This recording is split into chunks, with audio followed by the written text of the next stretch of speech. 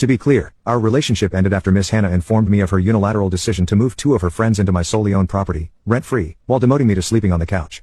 When I calmly refused these terms by changing the locks and placing her belongings in a paid storage unit, she and her friends began a campaign of harassment. Attached you will find a documented timeline of this behavior, including the initial messages, the subsequent public accusations of abuse and theft, and evidence of a fraudulent police report filed against me.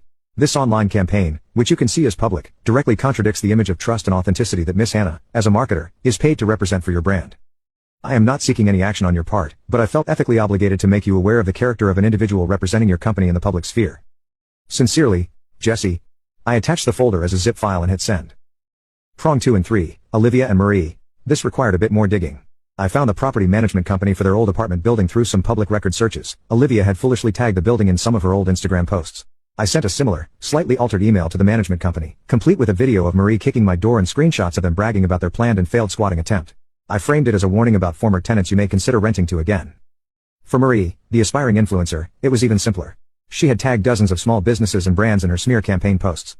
I went through and contacted 5 of the most prominent ones, a local boutique, a coffee company, a skincare brand. I sent them the same folder of evidence with a simple note, FYI, this is the kind of individual who is using your brand's name in her posts. The consequences weren't immediate, it was a slow burn. About 3 weeks after I sent the email, I heard through a mutual friend that Hannah had been put on administrative leave from her job. The company had launched an internal investigation. Another month went by, and then the news came, she was officially let go.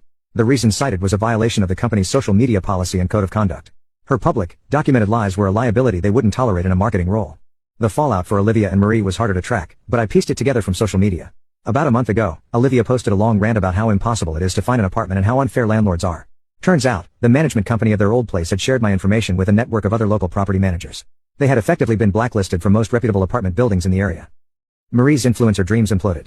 The brands I contacted not only blocked her, but one of them, the boutique, put up a public post about partnering with creators who embody positivity and honesty, a clear subtweet at her. She went private on all her accounts after that. Hannah tried to reach out one last time, a long, rambling email from a new address. It was a mix of blaming me, you ruined my life, begging, I have nothing left, please, can't we just talk? And a pathetic attempt at apology, I know I messed up, but I didn't deserve this. I didn't reply. I just forwarded it to the folder I've now labeled the Hannah Chronicles and then archived it. It's been a few months now. I sold the couch. I bought a new, nicer one.